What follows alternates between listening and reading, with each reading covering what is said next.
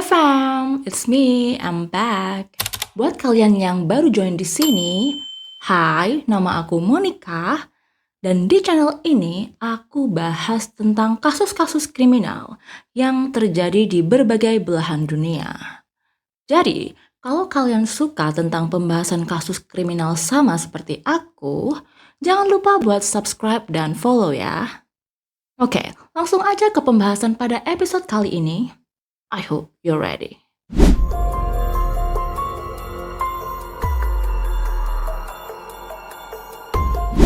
Di Sydney, Australia, ada sebuah spot bernama Snapper Point. Nah, spot pariwisata ini tuh terkenal banget, sering dikunjungi oleh wisatawan entah itu yang lokal ataupun mancanegara. Tapi sayangnya, meskipun Snapper Point ini tuh punya pemandangan yang indah, ternyata tempat ini tuh dikatakan sangat berbahaya juga.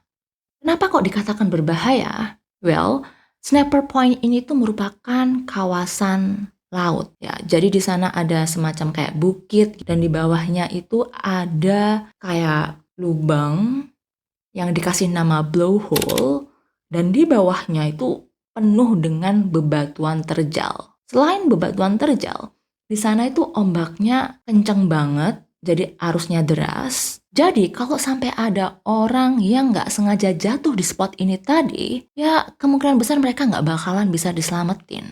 Bahkan, saking berbahayanya spot ini, dalam 10 tahun terakhir aja itu ada 16 orang yang kehilangan nyawanya di sana. Nah, pada suatu hari, tanggal 24 April 2016, tepatnya pada hari Minggu, ada seseorang yang lagi jalan-jalan di kawasan itu ya. Nah, waktu dia jalan-jalan ini tuh kan ya dia lihat pemandangan sekitar. Nah, waktu dia lihat ke bawah, dia sadar ada sesuatu yang ngambang di permukaan air. Terus dia ya kayak mikir, apaan tuh? Apa sampah atau bangkai hewan gitu. Terus dia kan berusaha kayak melihat lebih jelas lagi gitu. Dia sadar dong, ternyata yang dia lihat itu adalah tubuh seseorang yang sudah nggak bernyawa lagi. Dan di sana dia mikir kayak, waduh, ada yang nggak sengaja kepleset terus jatuh ke bawah lagi nih. Ya udah deh, dia akhirnya langsung telepon polisi. Nggak lama setelah telepon polisi ini tadi, para medis dan polisi pun datang ke lokasi tersebut menggunakan sebuah helikopter. Kenapa kok pakai helikopter? Ya, karena kawasan di sana itu medannya susah untuk dijangkau.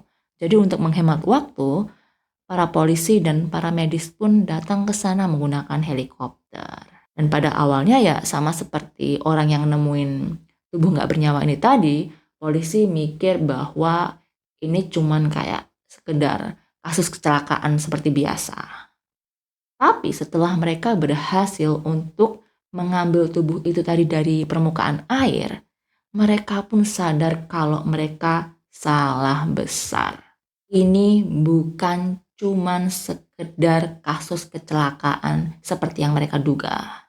Karena di tubuh tersebut mereka menemukan ada 30 atau bahkan 30 lebih luka tusukan di bagian leher. Selain itu, tubuh ini tuh ditemukan dalam keadaan tanpa busana. Dan selain luka tusuk yang ada di bagian leher, ditemukan juga ada banyak luka-luka yang sepertinya itu berasal dari upaya orang tersebut untuk melawan. Istilahnya defensive wounds lah ya. Jadi kemungkinan besar dalam saat-saat terakhir hidupnya, orang ini tadi tuh berusaha keras untuk melindungi diri pakai tangannya seperti gini ya. Nah, karena itu orang tersebut ditemukan dengan ada banyak banget luka di bagian tangan dan lengannya. Nah, karena orang tersebut ditemukan dalam keadaan tanpa busana, polisi pun nggak bisa pakai barang-barang pribadi orang ini untuk mengidentifikasi siapa dia sebenarnya.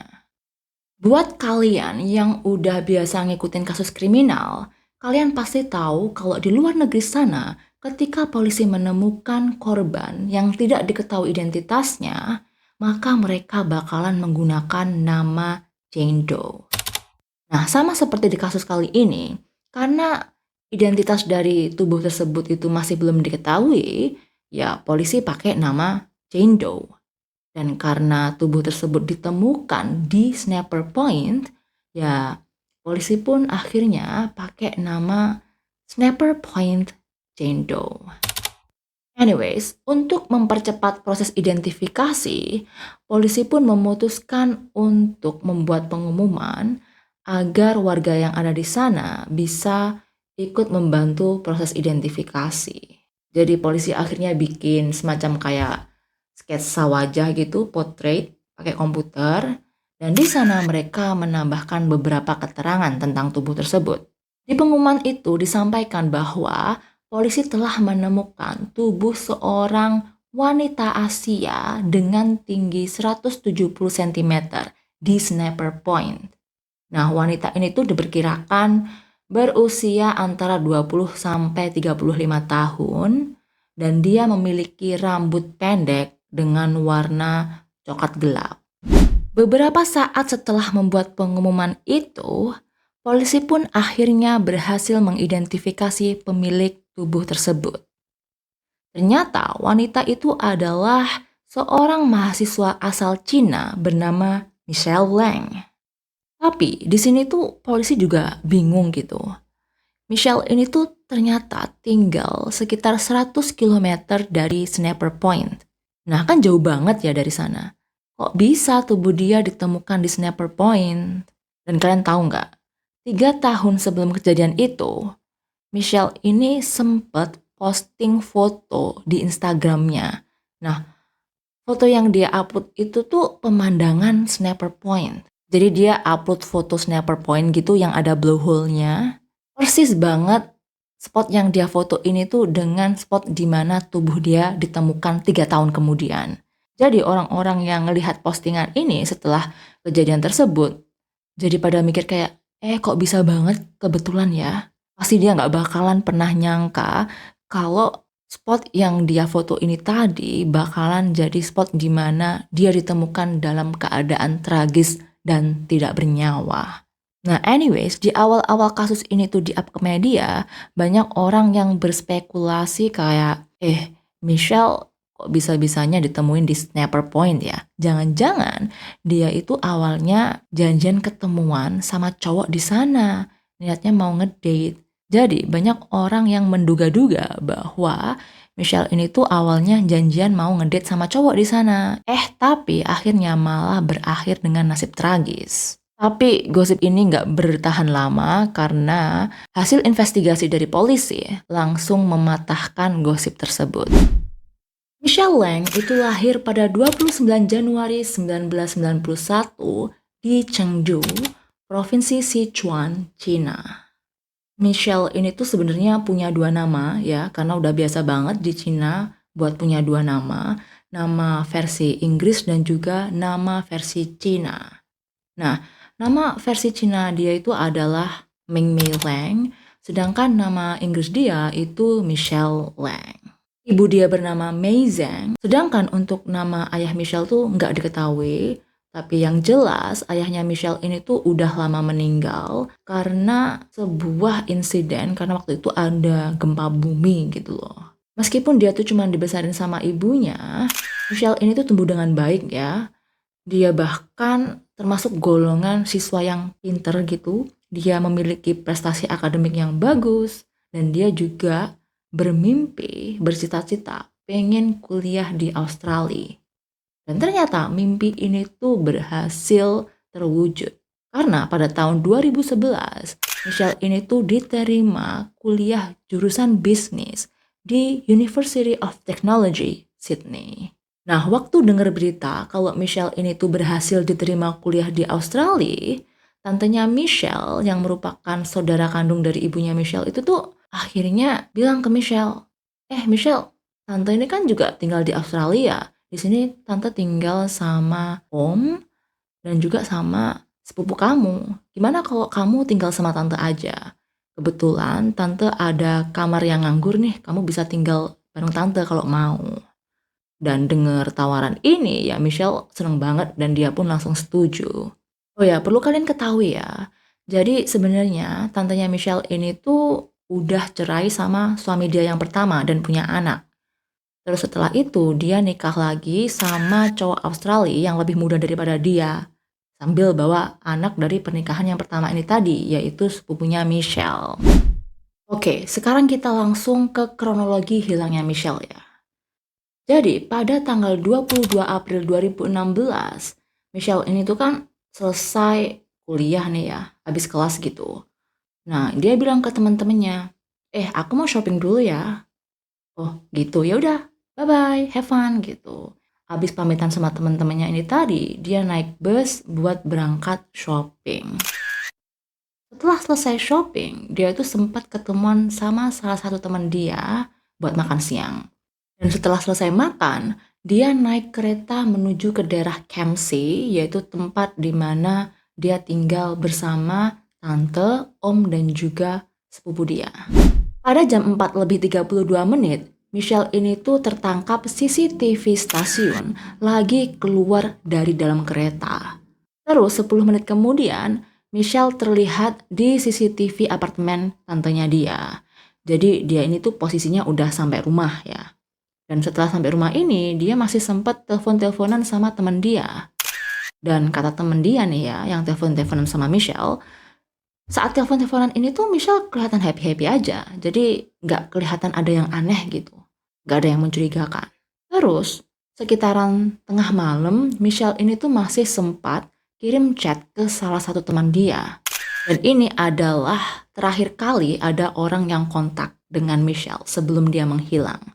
Karena setelah itu, gak ada satupun orang yang mendengar kabar dari dia. Gak ada seorang pun yang tahu dia di mana. Meskipun Michelle ini tuh tinggal bareng sama om, tante, dan juga sepupunya, gak ada seorang pun yang nyadar kalau dia tuh menghilang selama 3 hari.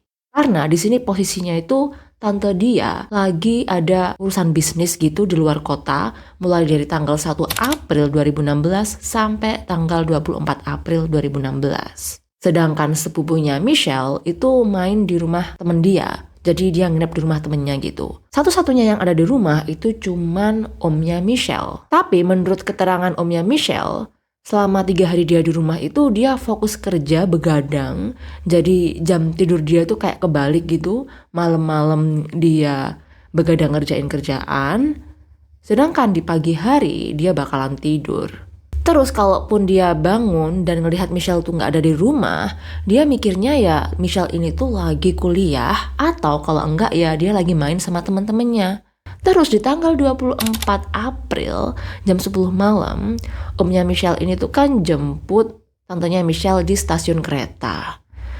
Sesampainya di rumah, tantenya Michelle tuh nanyain, Michelle kemana? Kok gak ada? Aku telepon juga gak diangkat. Terus omnya Michelle bilang, aku ya gak tahu. Aku juga udah beberapa hari gak ngelihat dia nih. Terus mereka berdua akhirnya mutusin buat masuk ke kamarnya Michelle kan. Mereka lihat komputernya Michelle, lihat-lihat sosial media dia. Pokoknya berusaha mencari tahu keberadaannya Michelle lah. Tapi mereka gak nemuin apa-apa. Setelah itu omnya Michelle berusaha buat nelpon Michelle lagi, tapi gak ada jawaban, teleponnya gak diangkat. Dan keesokan harinya, di malam hari tanggal 25 April 2016, akhirnya om dan tantenya Michelle ini mutusin buat ngelaporin tentang hilangnya Michelle ke polisi. Di sini posisinya berarti Michelle ini udah menghilang selama 4 hari. Waktu ngelaporin ke polisi ini, omnya Michelle bilang kalau dia itu terakhir ketemu face to face secara langsung sama Michelle sekitar pertengahan malam di tanggal 21 April. Setelah om sama tantenya Michelle ini tuh bikin laporan ke polisi tentang hilangnya Michelle, polisi pun akhirnya mutusin buat datang ke apartemen mereka pada tanggal 26 April 2016. Di sana mereka minta sampel DNA-nya Michelle buat dibandingin sama tubuh yang mereka temuin di Sniper Point. Setelah minta sampel DNA ini, polisi juga ngasih beberapa pertanyaan buat tante sama omnya Michelle.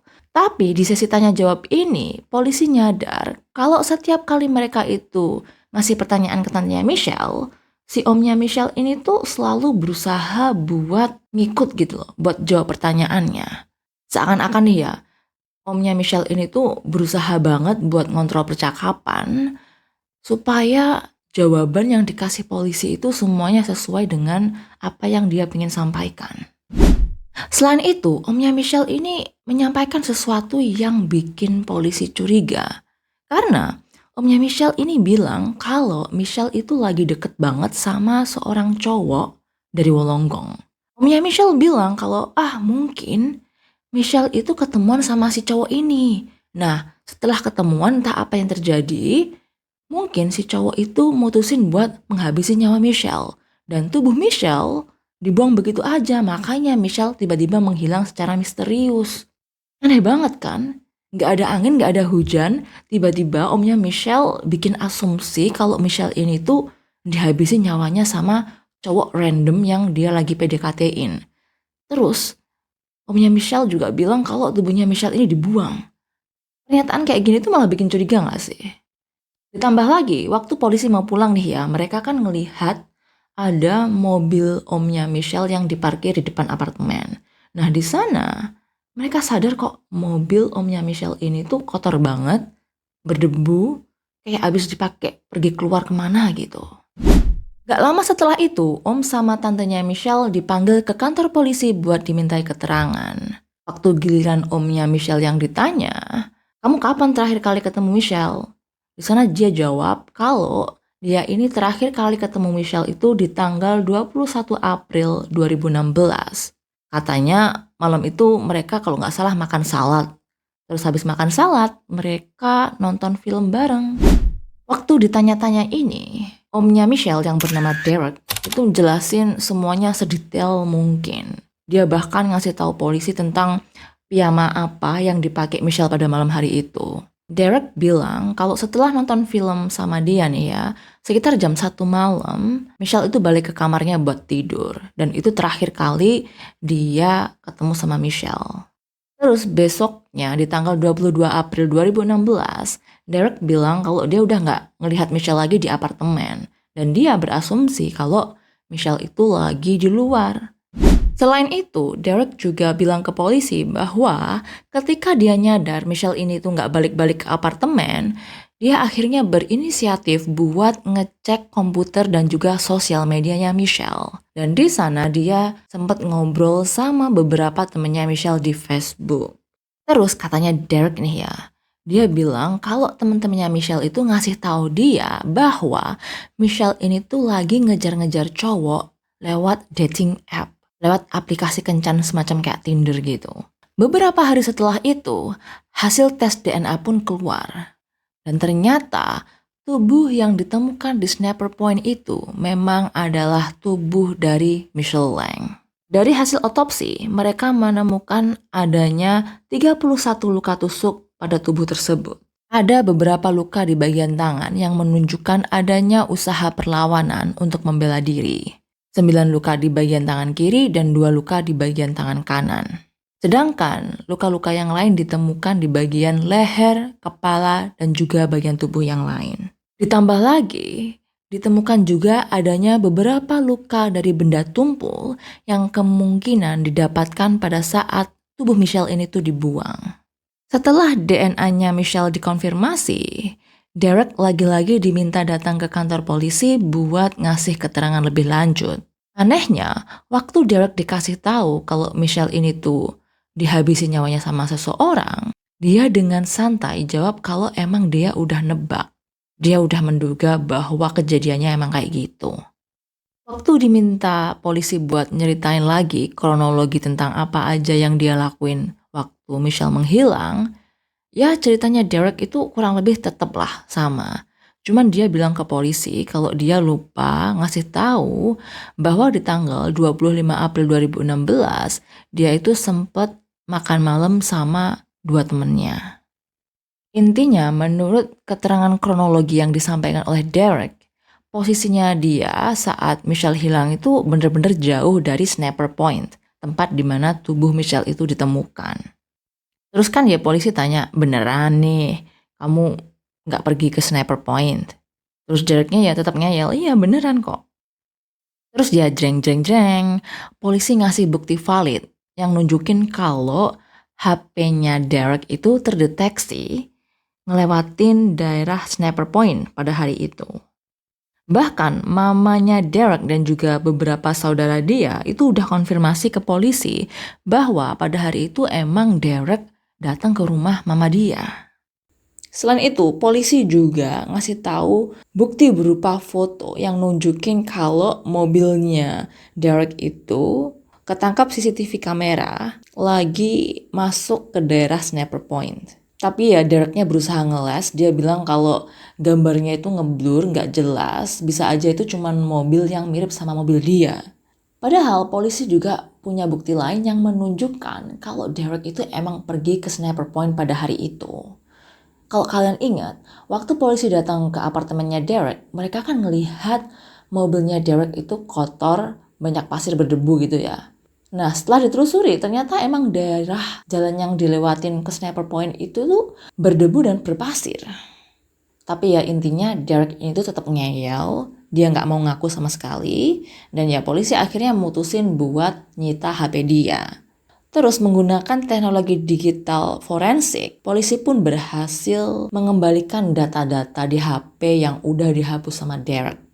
Bahkan dari sekian banyak file-file yang berhasil direcover sama polisi, mereka juga nemuin adanya video yang berasal dari kamera tersembunyi yang Derek taruh di kamar mandi rumah. Jadi di apartemen itu kan mereka punya sharing bathroom. Jadi mereka pakai satu kamar mandi buat bareng-bareng gitu. Nah, Derek naruh kamera tersembunyi di sana buat ngintipin anak tirinya dan juga Michelle di saat mereka lagi mandi.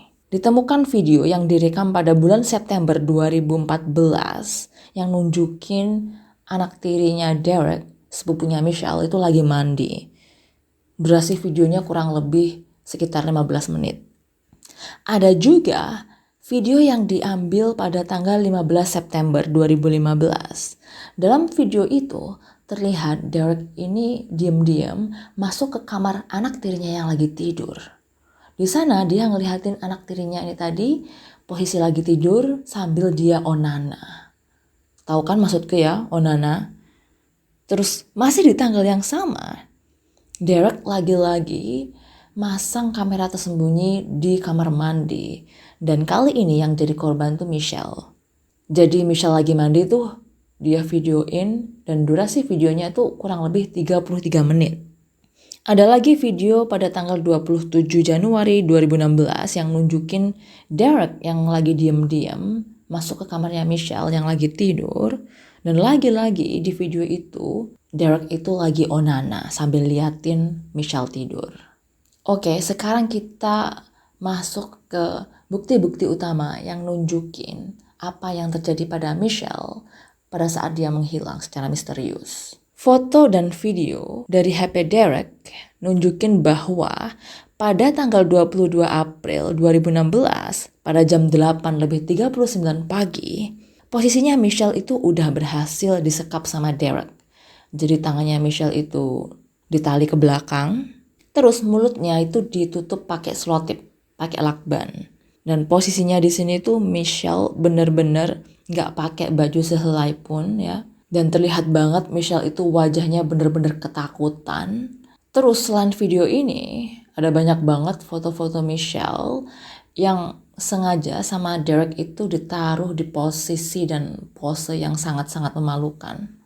Tapi ya anyways, di dalam foto-foto dan video itu, Michelle masih terlihat dalam tanda kutip nih ya, baik-baik aja. Maksudnya masih belum ada luka-luka tusuk ataupun memar. Sebenarnya pada tanggal 22 April 2016 di sore hari pada jam 4:14 menit, sepupunya Michelle, anak tirinya Derek itu sempat balik ke apartemen dan dia sempat stay di sana selama beberapa jam. Sebelum akhirnya dia meninggalkan apartemen sekitar jam 7:30 malam. Jadi besar banget kemungkinan waktu sepupunya Michelle ini tuh balik ke apartemen, Michelle ini tuh dalam keadaan entah udah gak bernyawa lagi atau masih diikat sama Derek. Yang jelas Michelle posisinya masih di apartemen.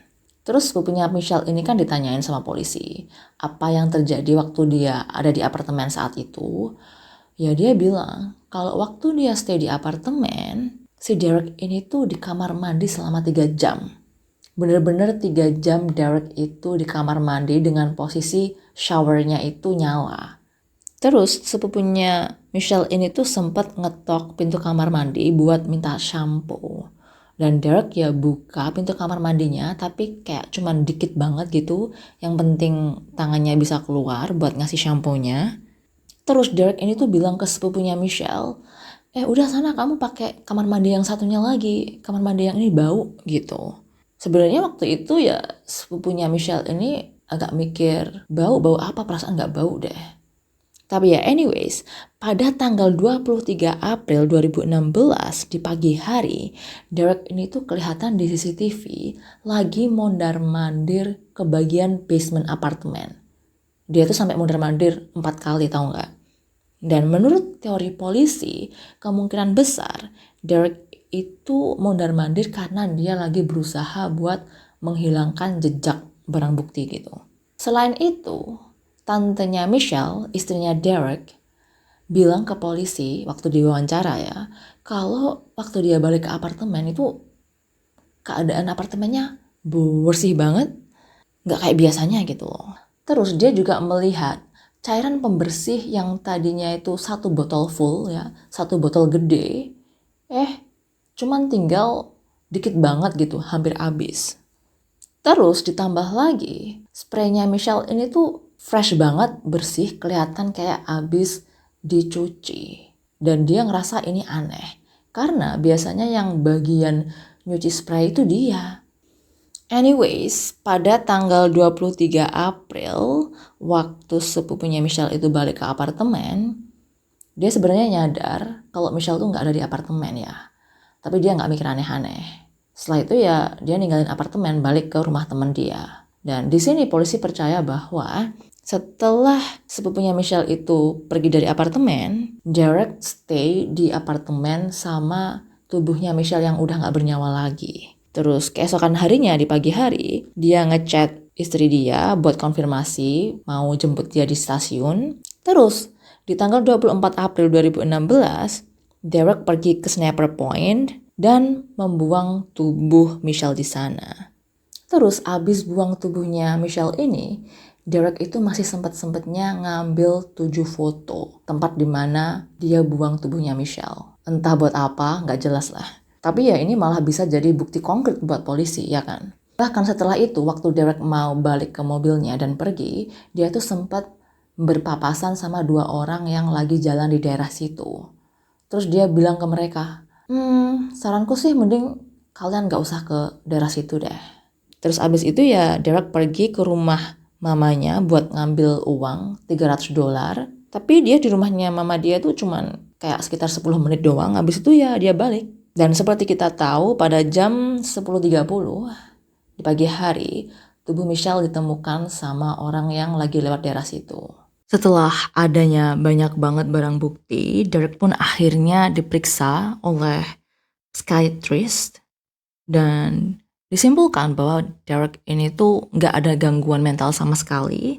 Pada saat itu Derek ini posisinya 27 tahun, jadi Derek ini tuh 2 tahun lebih tua dibandingkan Michelle. Dan masa kecil dia itu bisa dikatakan kurang bahagia ya, karena dia sering dibully dan nggak punya banyak teman.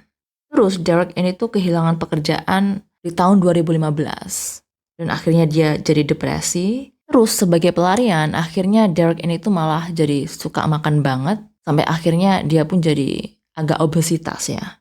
Bahkan dia juga mulai menggunakan obat-obatan terlarang supaya dia nggak stres gitu. Terus mungkin sebagai upaya dia supaya nggak dijatuhin hukuman terlalu berat, dia bilang ke polisi kalau dia itu banyak mengkonsumsi obat-obatan terlarang yang akhirnya membuat dia itu susah tidur, terus gampang tergugah hasrat seksualnya. Dia bilang ke polisi bahwa di saat kejadian dia menghabisi nyawanya Michelle, dia itu lagi dalam pengaruh obat-obatan terlarang. Bahkan dia sampai kehilangan sebagian dari memori kejadian pada hari itu. Tapi dokter yang meriksa Derek itu bilang kalau mungkin dia terlalu melebih-lebihkan efek dari obat-obatan yang dia konsumsi. Intinya menurut analisa profesionalnya dokter, apa yang dilakukan Derek pada hari itu ya emang pure, murni karena keputusan dia sendiri, bukan karena pengaruh obat-obatan terlarang. Karena ada banyak banget barang bukti yang bener-bener mojokin dia, Derek pun akhirnya nggak bisa ngeles, dan dia pun terpaksa mengaku bersalah. Derek akhirnya didakwa dengan 3 tuduhan melakukan tindakan tidak senonoh, 1 tuduhan penculikan, dan 1 tuduhan penghilangan nyawa.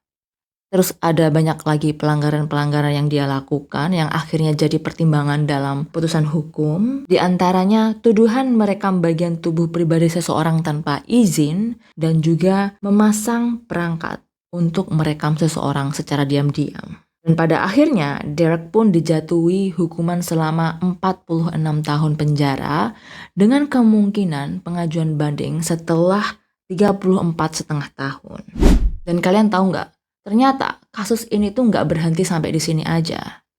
Karena 4 tahun kemudian terjadi suatu hal yang sangat mengejutkan. Di suatu rumah ada seorang nenek-nenek yang tiba-tiba itu megang flash disk. Dan perlu kalian tahu, nenek ini tuh tinggal jauh dari rumahnya Derek. Dia nggak kenal Derek, bukan tetangga, bukan saudara. Tapi ya entah gimana ceritanya, yang jelas nenek ini tuh megang flash disk. Dan karena anak dari nenek ini tuh penasaran, akhirnya dia buka tuh filenya dan dia lihat isinya. Dan setelah melihat isi dari flash disk itu, anak nenek ini tuh langsung telepon polisi. Karena di dalam flash disk itu terdapat rekaman video yang diambil pada tanggal 22 dan 23 April 2016. Jadi video itu panjangnya kurang lebih 30 menit.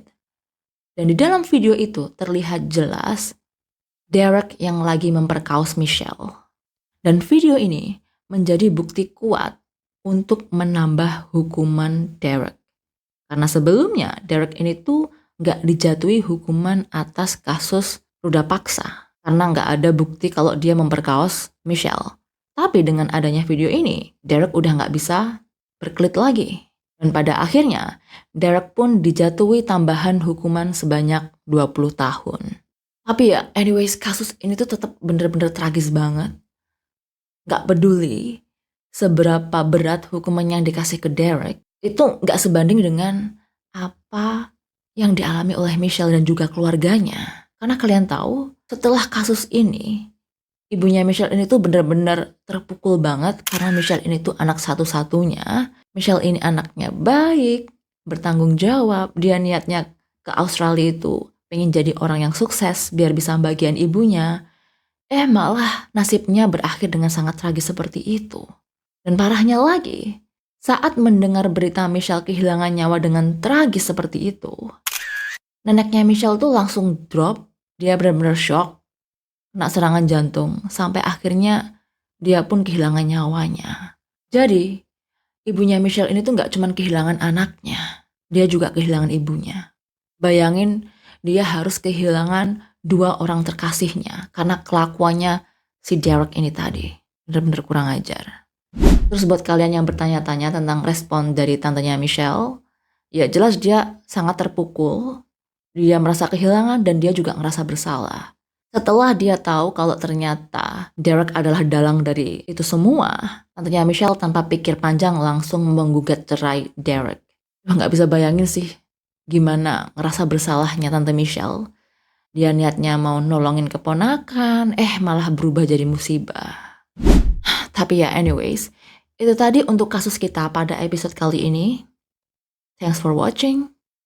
I'll see you. Until next time. Bye-bye.